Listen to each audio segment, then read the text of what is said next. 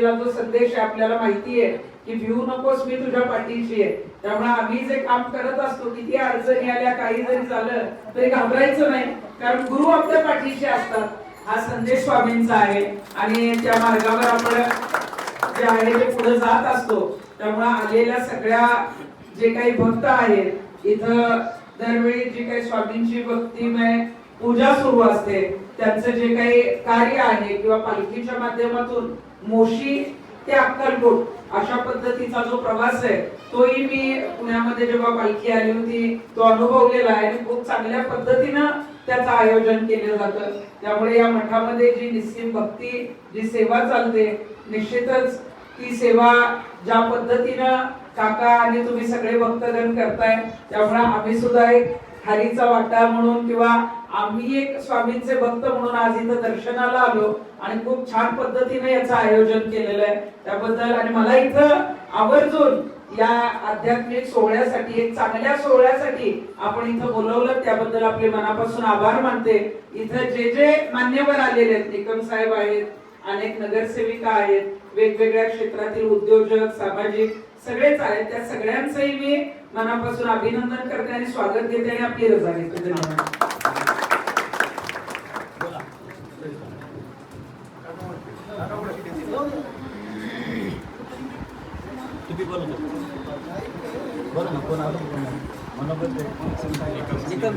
या ठिकाणी निकम साहेब आपले मनोगत व्यक्त करतील. ओम नमः शिवाय. श्री स्वामी समर्थ. वास्तविकताचं मी पाहुणा म्हणून कधीच नसतो. मी या मठाचा एक सेवेकरी आहे आणि जी मोठी ती एक अक्कलकोट बोलू नका ही जी पायीवारी दिंडी जी चालू झाली, आज त्याला किती वर्ष झाली आपण चालू केली? 14 वर्ष झालेली आहेत. काका माऊली माझ्याकडे एकदा आले होते आणि त्यांनी हा विचार माझ्याकडे मांडला होता आणि त्यावेळी आपण म्हटलं करूया, तुमच्या डोक्यात ही आयडिया आहे ती आपण निश्चितच करू. त्याप्रमाणे आज 14 वर्ष एक्सेप्ट कोविड आपण ही पालखी कंटिन्युअस चालवली आहे. आज तृप्ती देसाई इथे आल्या आणि त्या 4 शब्द बोलल्या. त्या एक प्रेरणास्थान आहे तुमच्या महिलांचं, खूप प्रेरणास्थान आहे. उदाजीराव मुळीक हे त्यांचे गुरु आहेत, हे मला माहिती आहे आणि त्या अतिशय इथं चांगल्या बोललेल्या आहेत. आपण सर्व भक्तिभावाने इथं येतो आणि आपल्याला काही ना काहीतरी स्वामींची जी धारणा आहे, देऊ नकोस मी तुझ्या पाठीशी आहे, या वाक्या एवढं मोठं वाक्य आजपर्यंत कोणी सांगितलेलं नाही. हे निश्चित आहे प्रत्येक माणसाला आणि भक्ताला धीर देणारं वाक्य आहे. त्यामुळं स्वामींकडे मी सुद्धा आकर्षित झालो ते त्याचमुळं, कारण त्याची प्रचिती तुम्हाला येते. साक्षात मला हार्ट अटॅक आला होता, मी एकटाच होतो बंगल्यामध्ये. त्यावेळी मला जर आठवण आली ती स्वामींचीच आहे आणि स्वामींची आठवण आली मी स्वामींना नमस्कार केला. स्वामी उभे राहिले, काळजी करू नको. मी म्हटलं स्वामी घेऊन जायचंय का मला? तर स्वामीने मला त्याला रिप्लाय दिला होता, काळजी करू नकोस, उद्या दवाखान्यात जा. आणि तसंच झालं. एक तासभर मला झोप लागली नाही. स्वामींचं ज्यावेळी मी पुन्हा स्वामींचं नामस्मरण केलं आणि मला झोप लागली. आणि दुसरी तृप्तीदायी मी गोष्ट सांगतो. मी, माझी आणि पत्नी आणि मी गेल्याच वर्षी गाडीतून एका भक्ताने मला म्हटलं, आज गुरुवार आहे, तुम्हाला मला जेवायला घेऊन जायचंय. तो पुण्यात होता, मी गणगुटला होतो.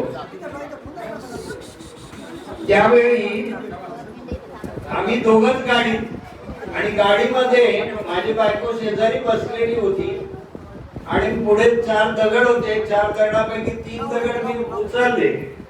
4था दगड उचलताना मला माझी बायको म्हणते, अहो गाडी तुमच्या अंगावर येते.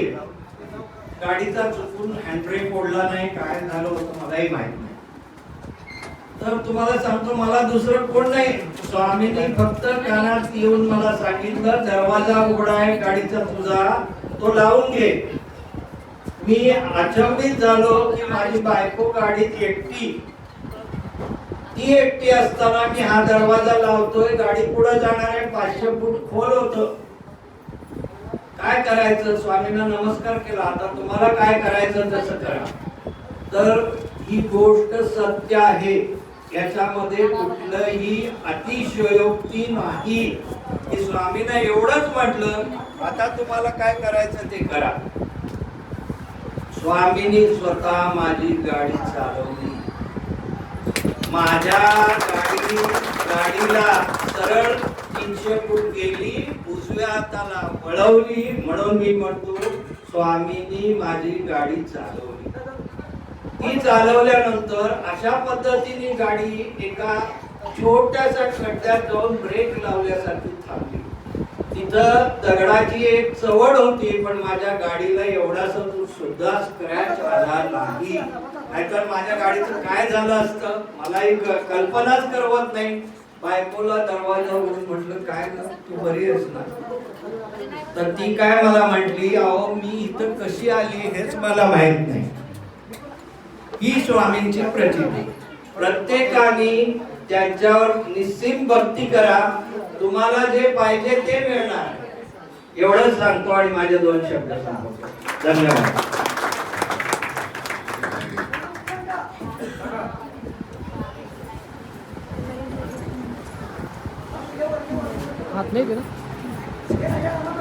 या ठिकाणी यानंतर ज्ञानेश्वर माऊली बोडके साहेब त्या ठिकाणी आपलं मनोगत व्यक्त करतील.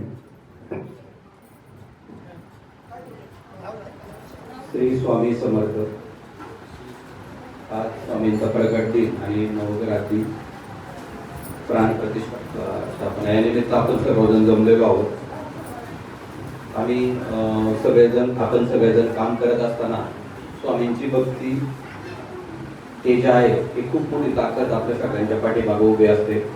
काका माऊलींच्या माध्यमातून गेल्या 10-11 वर्षापासून आम्ही त्यांच्या सोबत आहोत. आम्ही सगळेजण शेती करतो. पण शेती करत असताना शेतकरी जे काम करतोय ते काम कुठल्या दिशेने किंवा कुठल्या रस्त्याने चाललंय याच्यासाठीची मदत काका माऊली गेल्या अनेक वर्षापासून गोरगरीब आणि देशातल्या आणि देशाबाहेरच्या खूप शेतकऱ्यांना करतात. त्यांचं म्हणणं असतं की इथं भक्ती आणि शक्ती ही दोन्ही एकत्र आली पाहिजे. भक्ती